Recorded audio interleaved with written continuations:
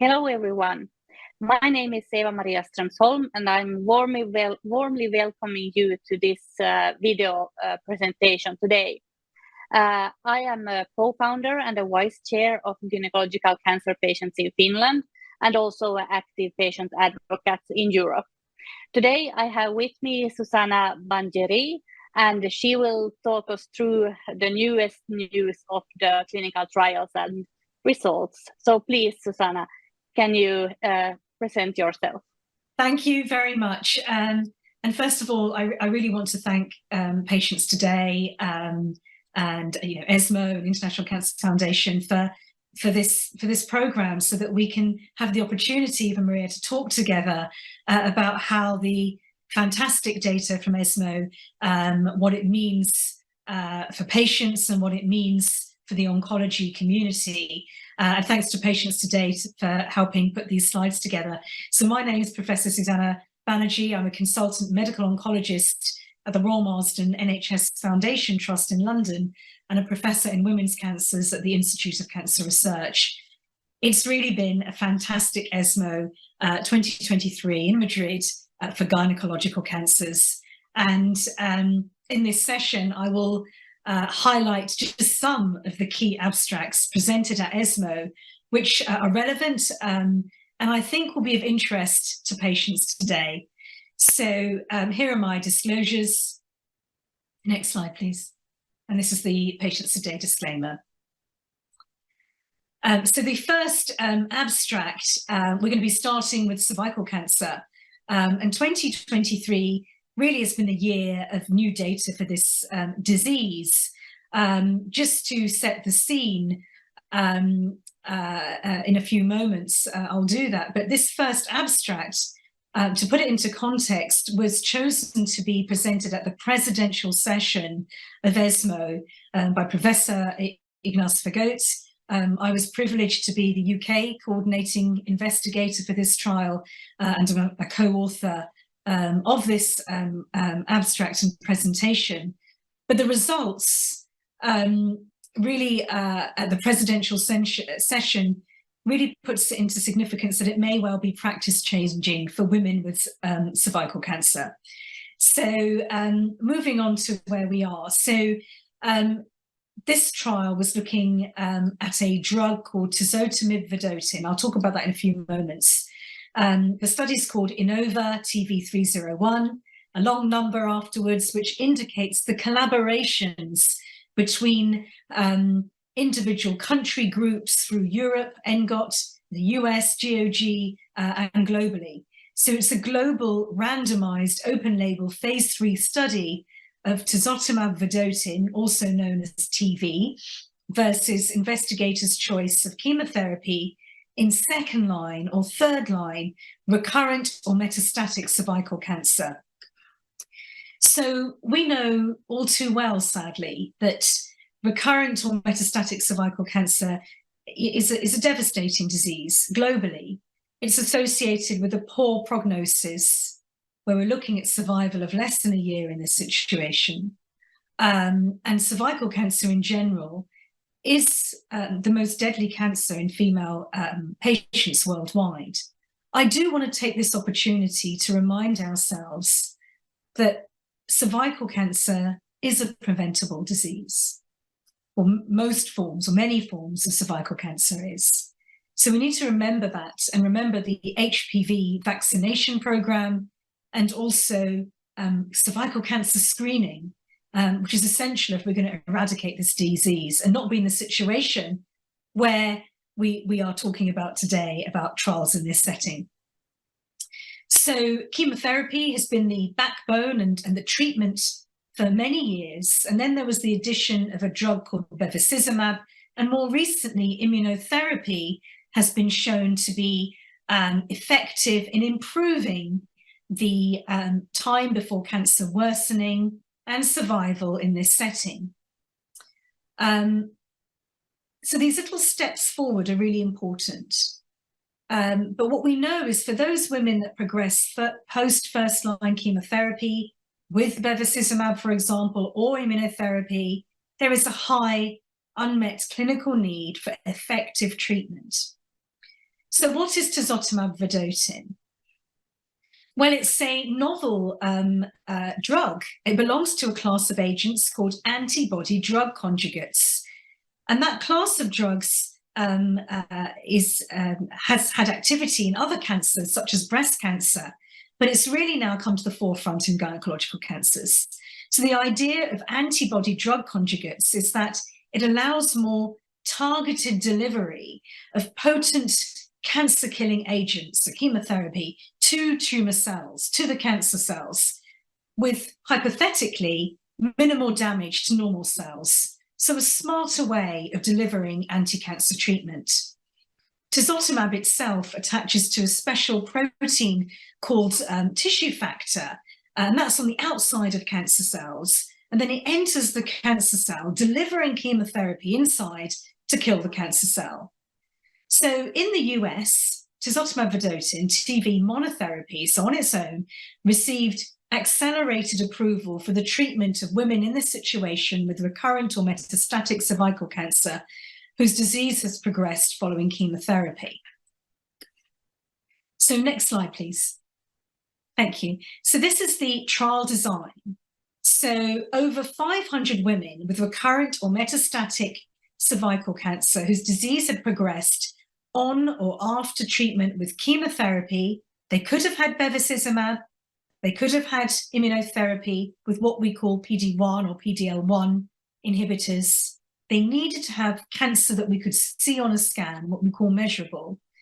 And they were randomized in what we call a one-to-one fashion. So half would get the experimental arm, which was tisotumab on its own, or they'd get the investigator, so the clinician, the doctor's choice, along with deciding with the patients, chemotherapy. So there's a number of chemotherapy options because, frankly, we need better treatments in this setting. So you could have had the choice of drugs that you may be familiar with: topotecan, phenorelbine, gemcitabine, irinotecan, or pemetrexed. What's really important in this study is that the primary endpoint, what that means is that the most important factor that defines whether this trial is successful in terms of showing whether the new treatment is better than existing treatment. The primary endpoint was overall survival, so that's time till death. But key, what we call secondary endpoints as part of the trial, were time before cancer gets worse or progresses, that's called progression-free survival, objective response rate, which is the rate of shrinkage over 30% of the cancer, and of course safety. That's really important when we develop new drugs. Next slide, please. So I'm just going to point out some key characteristics of the patients that were enrolled into this study. So as you can see, there was around 250 in each arm. The median age was around 50. What I'd like to point out is that this was a global study. Over 40% were recruited from Europe, and another third or so, 33% or so, were recruited from Asia. And around 5% were recruited from the US. So just to point out, I said to you that this drug was available in the US through an earlier trial. So that probably is why the percentage enrolled in this trial from the US is less. Patients had forms of cervical cancer called squamous cell carcinoma. That was about 2/3, adenocarcinoma about 1/3. Around 2/3 of patients had prior bevacizumab, and just over a quarter had prior immunotherapy, and over 80% had prior radiation for cervical cancer. Next slide, please. So here are the results that were presented in the presidential session. What you see here are survival curves. So the sort of green color is the tisotumab vedotin, and the brown color represents chemotherapy. And the point here is that the greenish line sits above the brown line, and those curves separate for quite some time. And what that shows overall is that the hazard ratio is 0.7, and that means there's a 30% improvement in survival with tisotumab vedotin compared to standard of care chemotherapy. And that p-value was highly significant at 0.003. In terms of medians or average survival, in the chemotherapy arm, the average was 9.5 months, which shows you how poor the survival is in this setting for women's cervical cancer and why we need better treatments. The improvement went to 11.5 months with tisotumab vedotin in the experimental arm. Next slide, please. So if we look at tumour shrinkage, I think this is really important for women living with cervical cancer in this setting. The burden of cancer, where the cancer is, the symptoms it can cause by, for example, pressing on the bowel or the bladder is significant. And what we see here is that the likelihood of shrinkage is 5% with chemotherapy, and that's about 4-fold more with tisotumab vedotin, with response rates of just over 18%.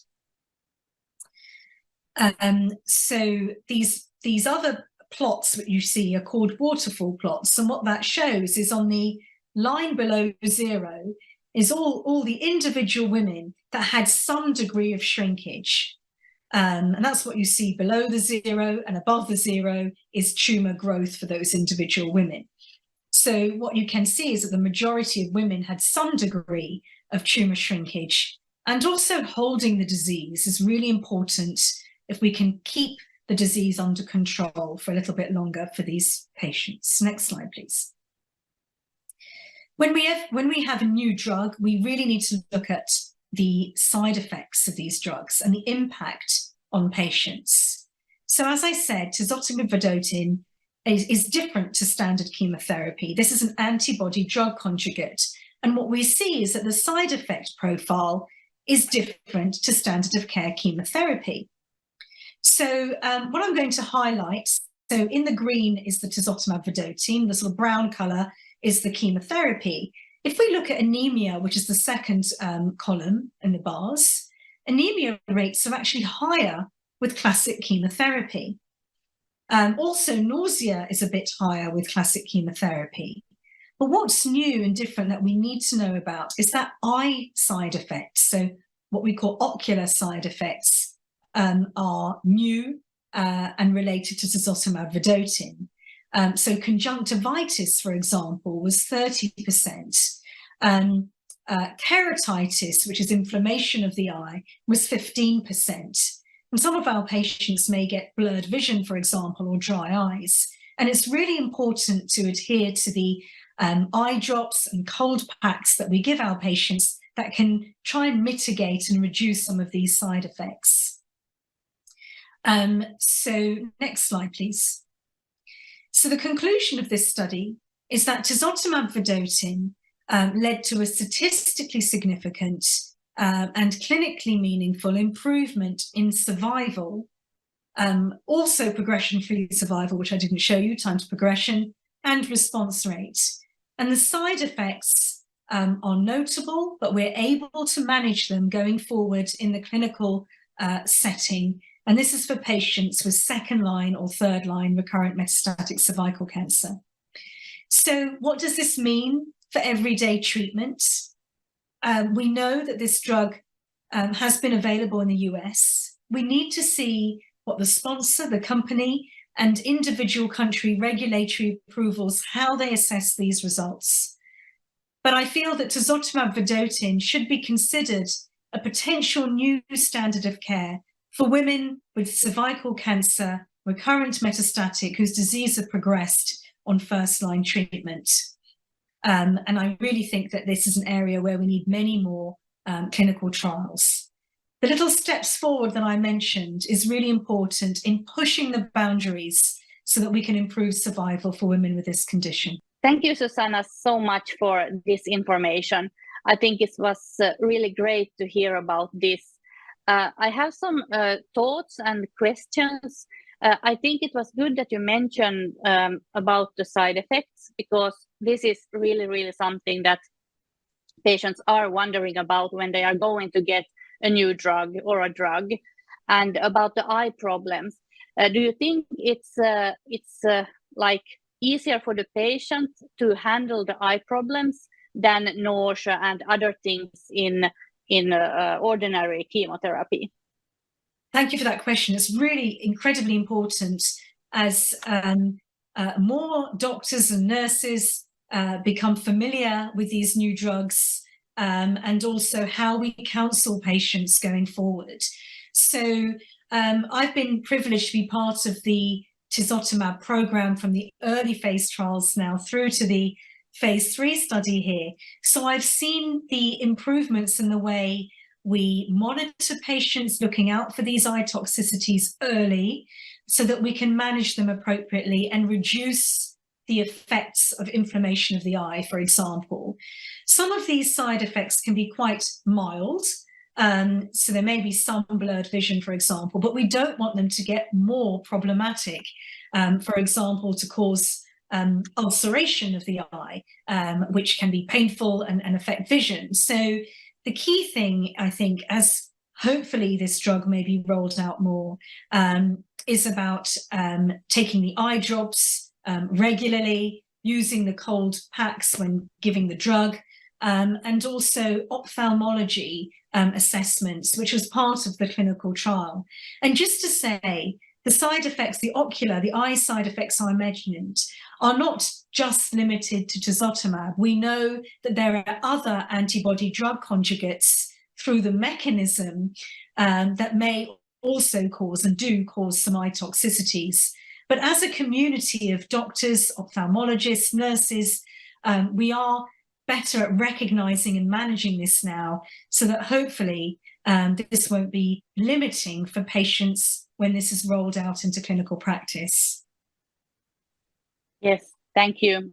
This was really important also to know.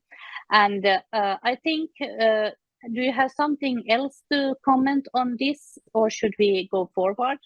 Do you have something?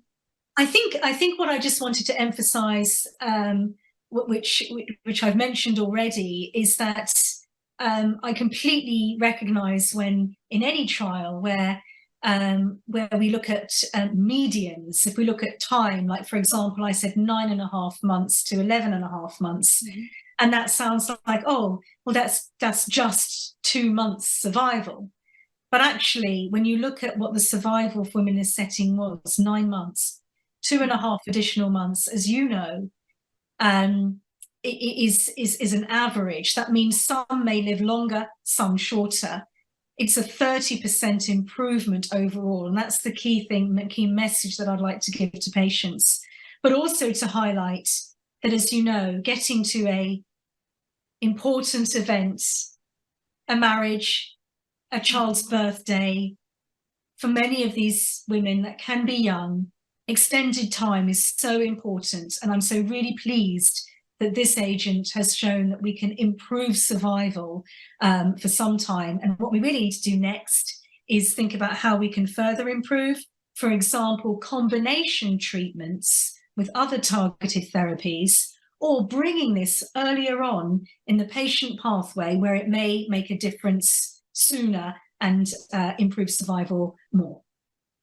Yes, that's a good point about the survival, and for the patient to have time to be with their family as long as possible. I think that's really great. So do you think that this trial is gives hope to the patients? I hope so. I certainly have treated women in this trial and the earlier trials and also combination trials with tisotumab.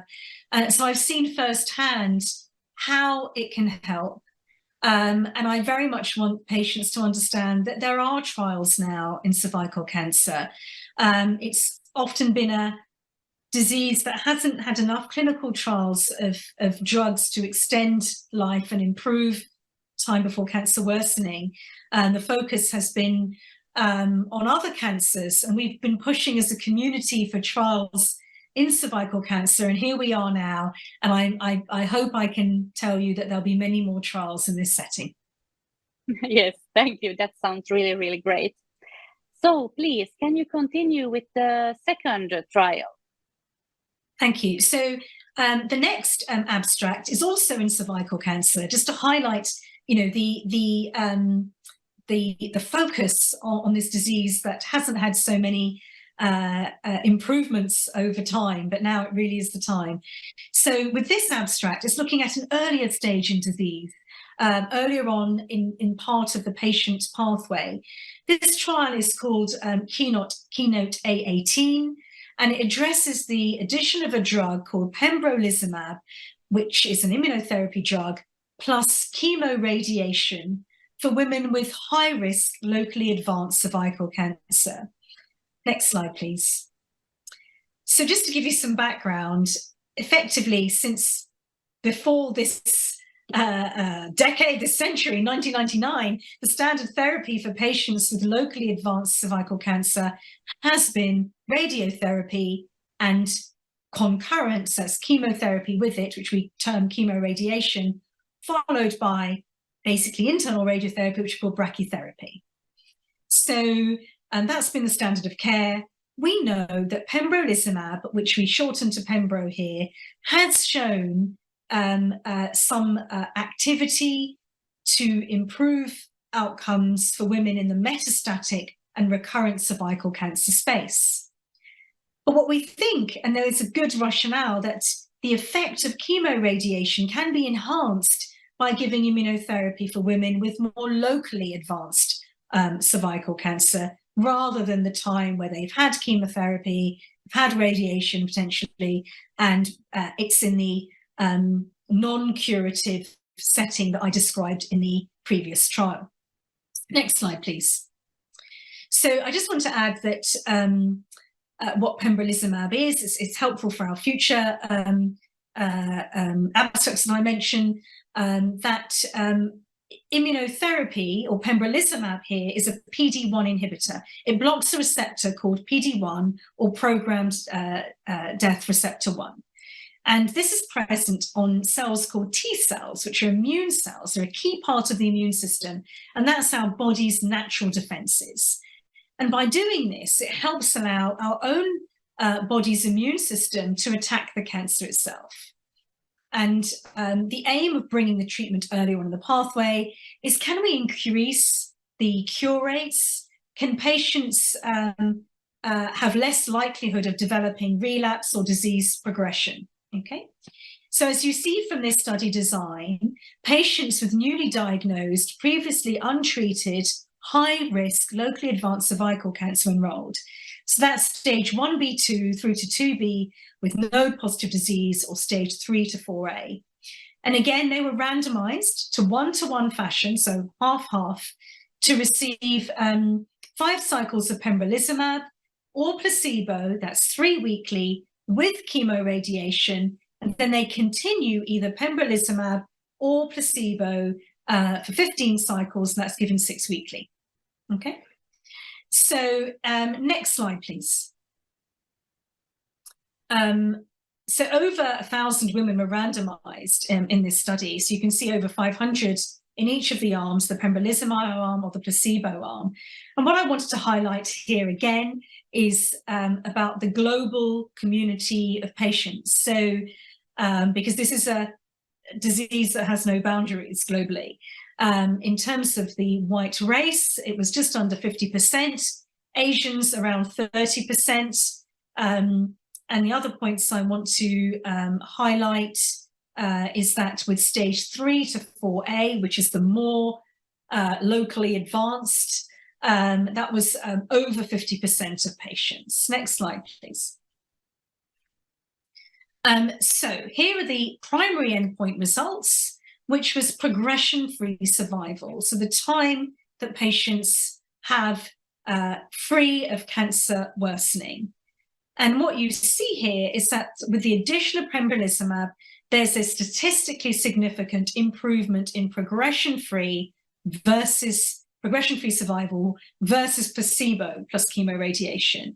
So if we look more closely, the 24 months at 2 years, 67.8% of women were progression-free with pembrolizumab versus 10% less, 57%. That hazard ratio is 0.7, so a 30% improvement in progression-free survival. What I'm not showing as a slide, but just to let you know that the results were consistent across all subgroups of patients that were pre-specified. Next slide, please. So here we see the overall survival. Now, the data is immature, but it's really nice to see some early results. It's encouraging to see that the addition of pembrolizumab to chemoradiation shows this favorable trend in overall survival. So we need longer-term follow-up to see how that translates to overall survival benefit. Next slide, please. So these data show that there's an improvement in progression-free survival, clinically significant and statistically significant. There's a favorable trend to overall survival. And I haven't gone into the safety profile, but just to say that it's very consistent with immunotherapy across the board in multiple other cancers and including gynae cancers. And so what these data really show us as a community, it supports pembrolizumab plus chemoradiation for women with this high-risk, locally advanced situation. It's a new potential standard of care for patients in this situation. And I think I'll leave it there, but really I want to end in saying that for cervical cancer, it's clear that these PD-1 inhibitors, checkpoint inhibitors play a critical role in cervical cancer. We've seen this in the more advanced recurrent setting. They're bringing it forward to first-line treatment in this setting for metastatic recurrent disease, and now earlier on with radiation, chemoradiation in locally advanced cancers. And I'll leave it there and happy to take some questions from you, Eva-Maria. Thank you so much, Susanna, for a great presentation, because now also I understand more about this trial. So this trial is ongoing, if I understood right, and it's going to be finalized when? Do you have some So the trial has finished recruitment. So it's the trial follow-up for survival. We'd like to see the long-term follow-up there, but this trial primary endpoint was progression-free survival, which we've just seen. So it's not open to recruiting more patients, but I know there'll be many more trials in this setting and beyond, earlier in different settings, so that we can assess further the role of immunotherapy across cervical cancer. Yeah, that's really good to hear. And when we are talking now about cervical cancer, so I can't I want to say also about the HPV vaccine and also the screening, because you can't talk about cervical cancer if not talking about those. So what do you want to say to patients about screenings and vaccinations? So my message, I hope, is clear, that we should be, as per the national programs, offering HPV vaccination to young girls. Okay, so and I just had the honor of actually returning from India, the Indian Cancer Congress, and there was also a meeting before this organized by many bodies, including eCancer. And it was really about the top 10 tips in gynecological cancer. And one of them for me was really pleased to see that the efforts that India is making for HPV vaccination. My other main message is screening. We have screening programs across the globe, and it's really important. I know none of us like going. It's important. We need to advocate for that from an early age, to go and as friends, as family, say, look, don't forget to go to your screening procedure and just get it over and done with. And I really think that's really important. And also to say there are research efforts of other ways of identifying cervical cancer and pre-malignant, pre-cancer conditions beyond what we have currently for cervical cancer screening. So there are efforts to improve this as well.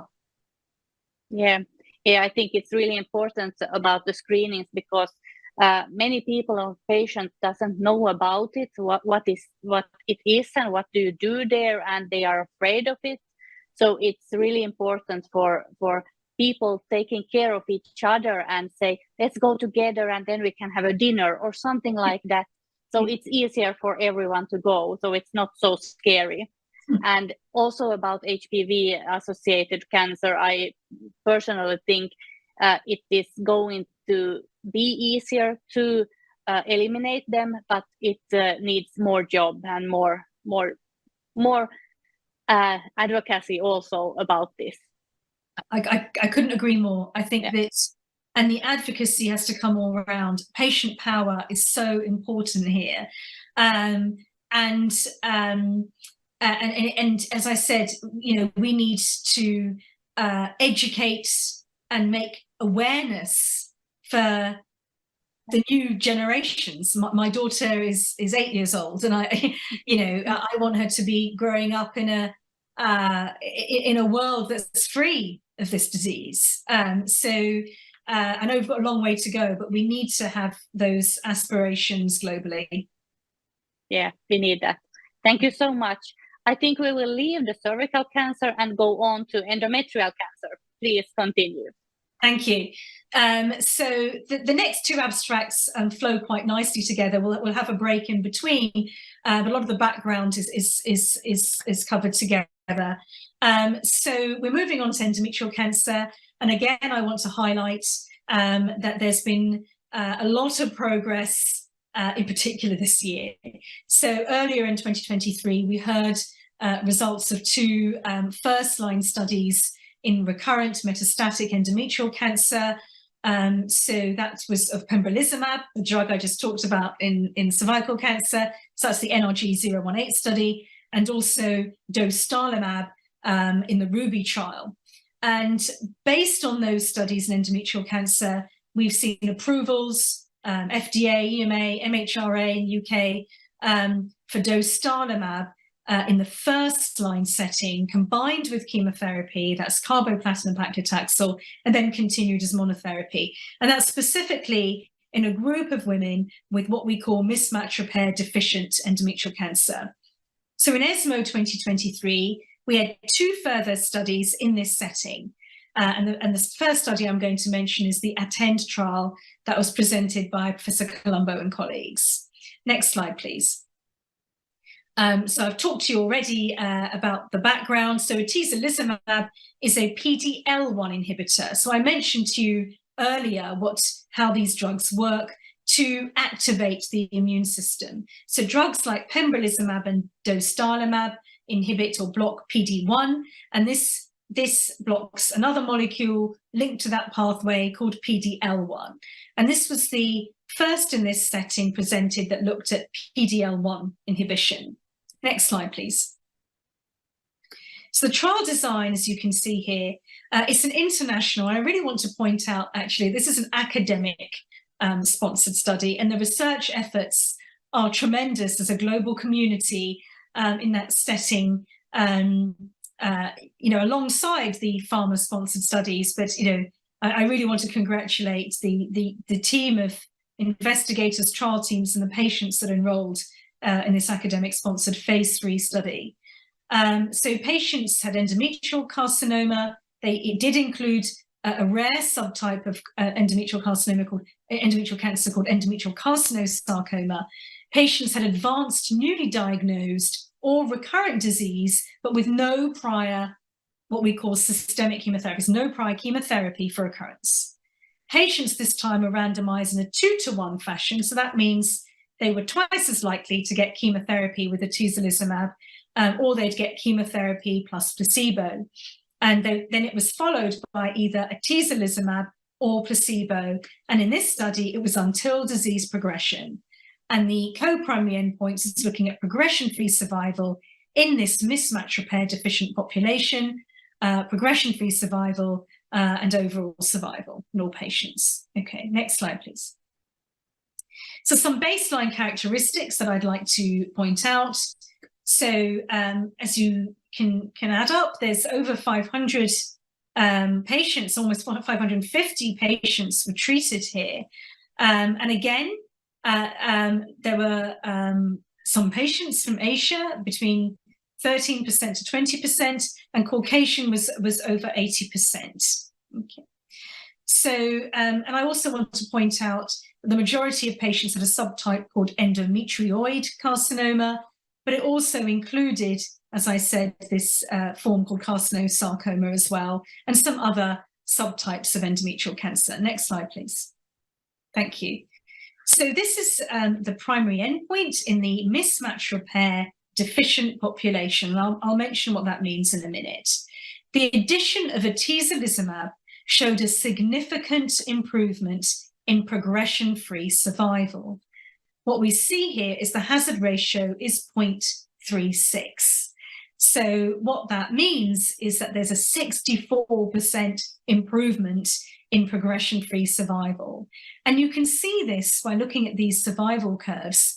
The green line is the atezolizumab immunotherapy, the purple line is placebo, and what you see is the sharp drop-off of patients being progression-free in that pink-purple line compared to the immunotherapy line. And there's quite clear what we call separation of the curves that indicate the ongoing benefit. Next slide, please. Thank you. So this is progression-free survival in the entire population, and we see a hazard ratio of 0.74, so nearly a 25%, or just over 25% improvement in progression-free survival. If we could just flick back to the last slide. Thank you. I wanted to mention what the median, that's the average progression-free survival is. So in the placebo arm, it's almost 7 months, 6.9 months, but it's not reached. We haven't got that to that point yet with immunotherapy. And the follow-up was 26 months, so over 2 years. So I think this is really important results. If we could move forward again and move forward to the next slide. Thank you. Here we see the progression-free survival and overall survival in this mismatch repair proficient group. So that's different to deficient. And I'll mention that, and it might come up in the questions of Eva-Maria, what I mean by that. But what we see here is that these curves effectively overlap or are very close. So there was no benefit, really, in my view, of adding in immunotherapy versus placebo in this specific subtype, molecular subtype of endometrial cancer. Hazard ratio of 1 means there's no difference. Okay, next slide, please. So the conclusions here is that through the ATTEND study, we know that atezolizumab with chemotherapy in advanced or recurrent endometrial cancer improves progression-free survival. That benefit is substantial in the MMR deficient population. And what I think we learned from this is that here we see another study with a different immunotherapy agent, and actually, importantly, the first that's a PD-L1 inhibitor on its own to be presented, and I will talk about the next study in a minute, which really confirms that we need to be offering our patients immunotherapy, those with mismatch repair deficient endometrial cancer. And I just want to mention, because I've used that term, what do I mean by MMR deficient or MMRD? It describes cancers that doesn't have, or they've lost a specific protein. Those proteins are involved in a DNA repair pathway mechanism, which is called mismatch repair deficiency. So this means they have an inability to correct mistakes made when DNA divides and can result in a state called microsatellite instability with lots of mutations. And what does that mean? It means there's an increased risk of cancer, but it also means that immunotherapy is more likely to work. When there's an increased risk of cancer, this can be hereditary, a disease called Lynch syndrome, or it can be random. And to put it into context, up to 30% of endometrial carcinoma, at least in the recurrent setting, has mismatch repair deficiency. So I'll leave it there and happy to take some questions.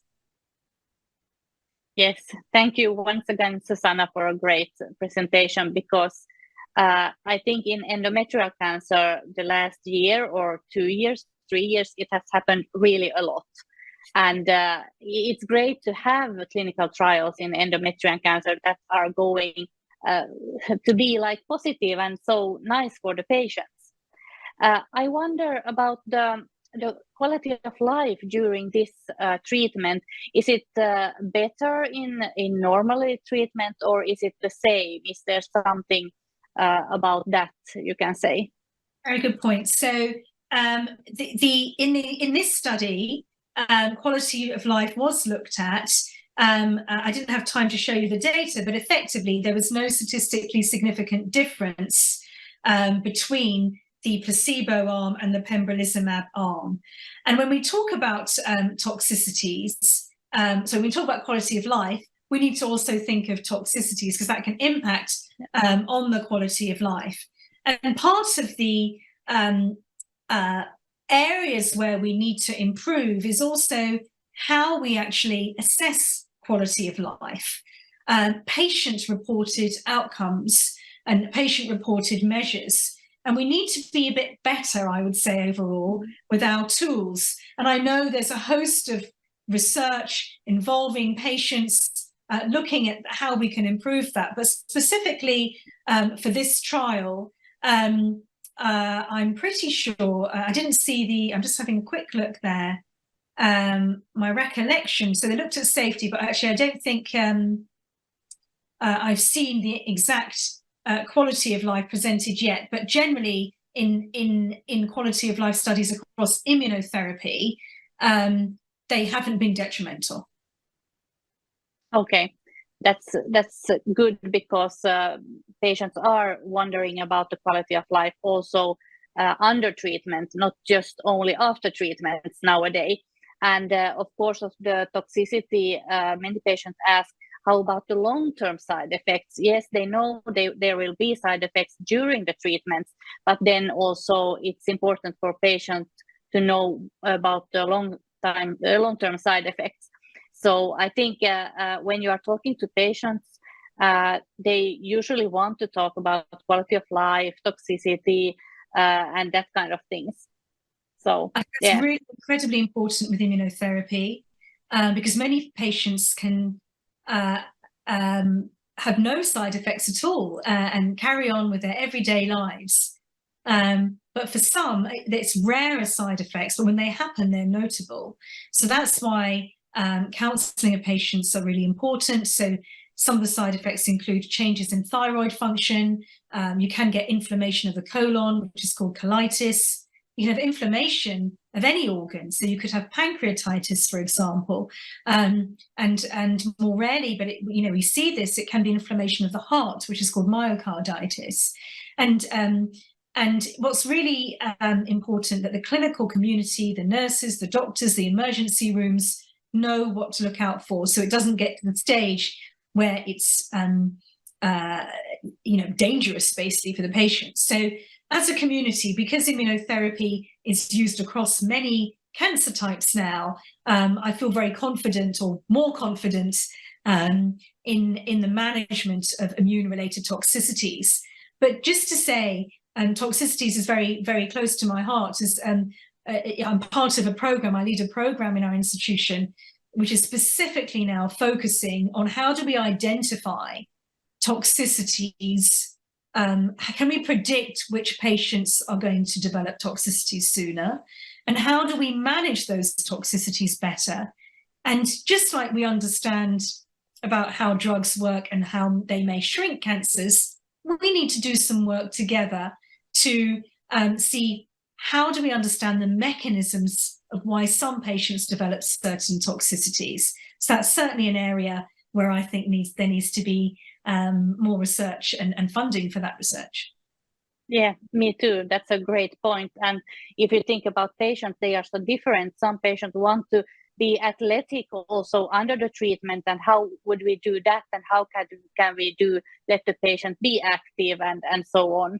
So it's good to talk to the patient and know about the patients, who they are, what are their interests, what they want to do also under treatment, and so on. So that's really good. Taking into situations, as you've mentioned, about the diversity of patients. So thinking about comorbidities, other illnesses that they may have, in addition to and different to cancer, and how we take that into consideration with our treatment decisions, and also thinking about the extremes of age as well. And we also are learning that there may be ethnicity differences in how well patients may benefit from some treatments, but we also may need to look at that in terms of side effects too.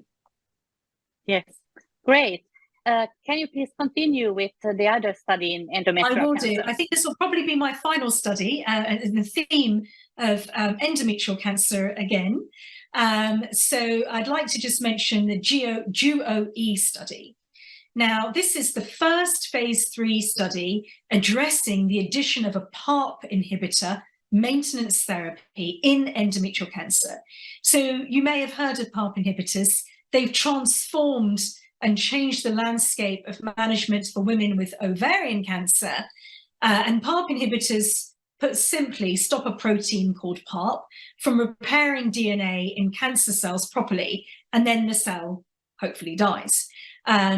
So PARP inhibitors are approved in ovarian cancer. So this is why it's so exciting for me to present this trial in endometrial cancer of the addition of a PARP inhibitor. So next slide, please.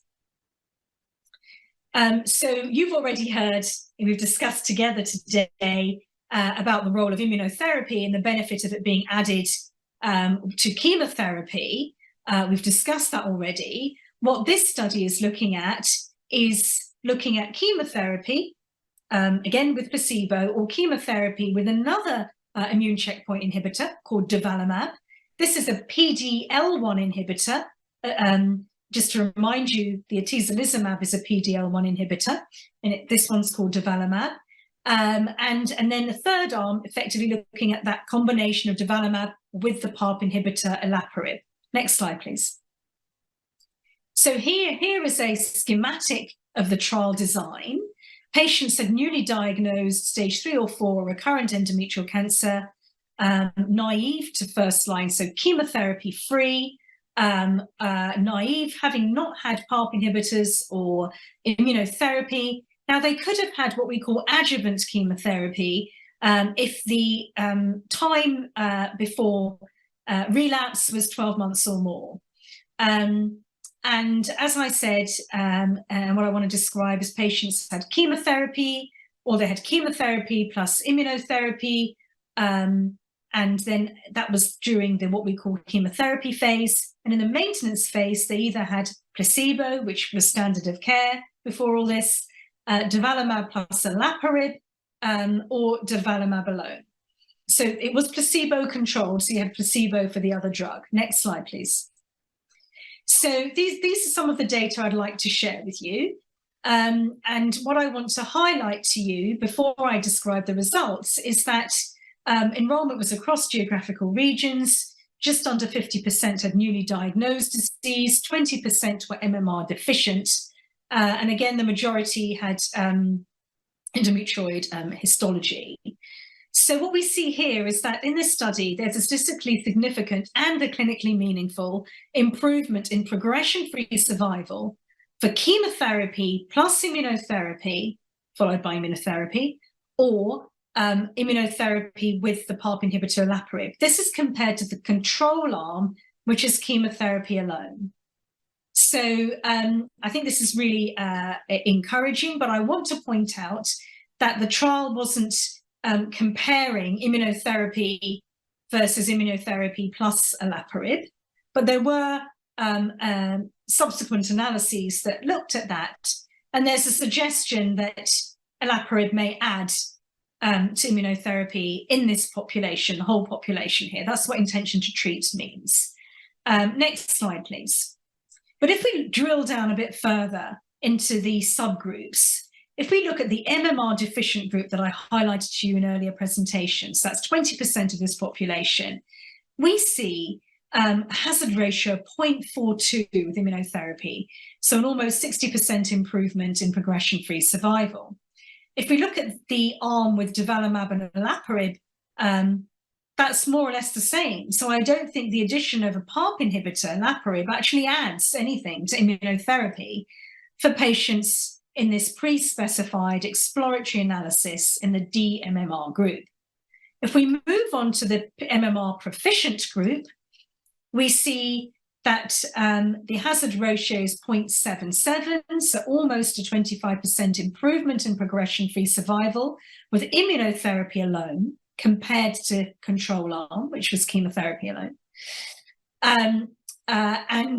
But with the combination of immunotherapy and olaparib, you see an improved hazard ratio, what we see here, and you see the hazard ratio there at 0.57.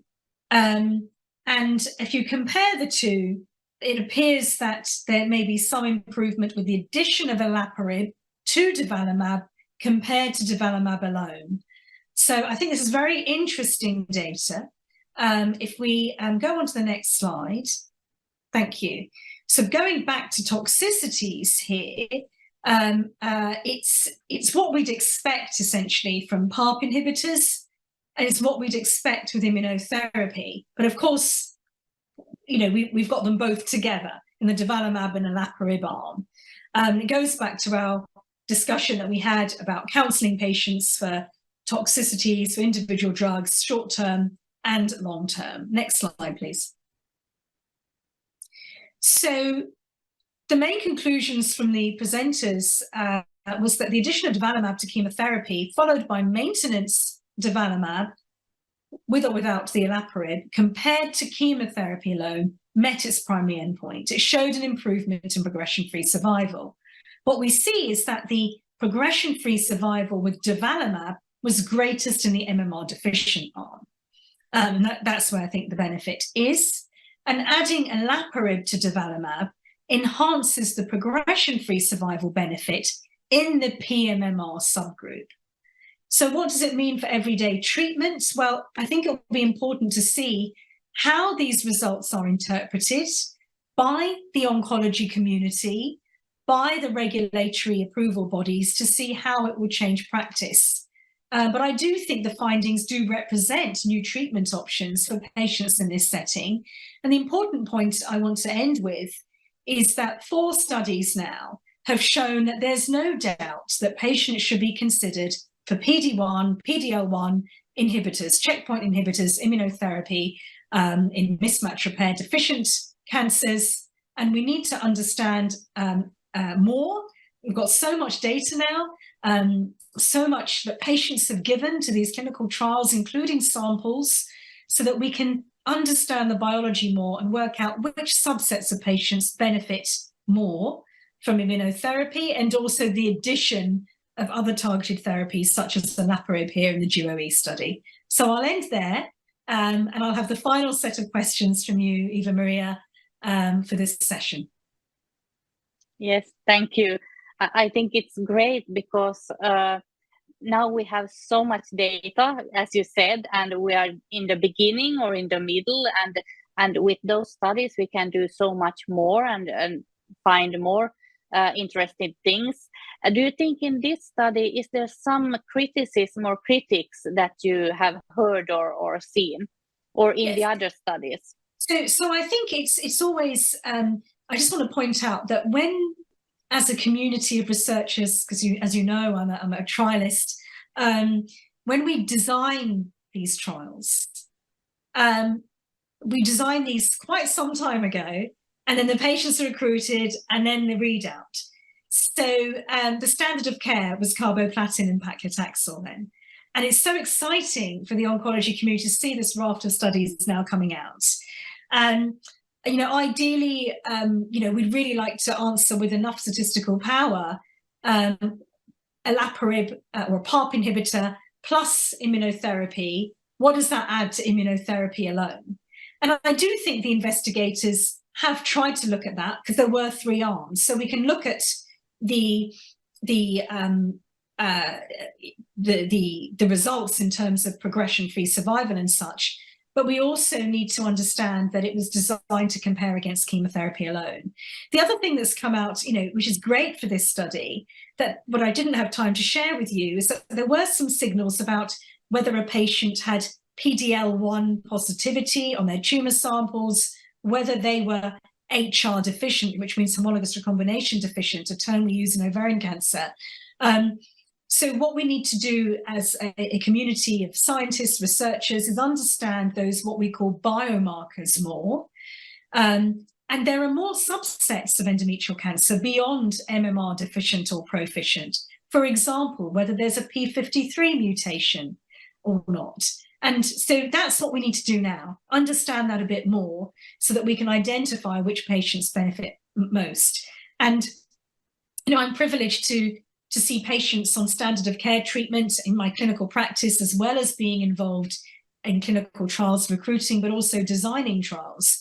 And I really want to end by thanking patients, because without patients enrolling into clinical trials, being part of clinical trials, working together with the trial teams, the nurses, the doctors, the data managers, the trial coordinators, we wouldn't be able to set new standards of care. And I also want to point out the importance of trials that don't meet the primary endpoint. I've shown you some stellar studies here that are potentially practice-changing, but it's equally important to learn from studies that don't show an improvement compared to our standard of care, because it then means that we don't chase down that avenue, and we don't offer patients treatments that aren't effective compared to standard of care. So I just really want to end with that thanks, and also to keep going in terms of helping patients now and in the future through enrollment into clinical trials. Yeah, that's a great point, that some clinical trials are not good, or the results are not good, but you also learn about that, and you learn so much about the good and bad trials, if you say so. So this is good also for patients to know. No, I know. It's never bad trials. It's never a bad result, is what I'm trying to say. No. Yes, but I think, can you please say also to the patients who are wondering about if they want to be in a trial or not, what they should do, just really, really short. Absolutely. So first thing is speak to your oncologist, speak to your team, and they may well be running trials at their centre, or they'd be able to refer you to cancer centres that are running specific clinical trials. There are also in individual countries, but also on websites, and I think that's where we need to further improve on, about how patients can find out what trials are going on and where, and then they can go to their teams to say, look, I'm interested in this, or is this applicable to me, or can I be referred to this centre, please, for consideration of clinical trials. Mm-hmm. Yes, thank you. That's really good. And I now will close soon this session and video presentation, but I will thank you so much, Susanna, for being with me today and discussing those important clinical trials and studies and results. So from my side and from the patient side, we are so glad to hear in patient language about those. And I hope everyone who has been listening to this also got something good news about this. Thank you so much from my side. Thank you to you. Thank you for all the work you do, and all patient representatives and the groups globally. And thanks to patients today. Thank you.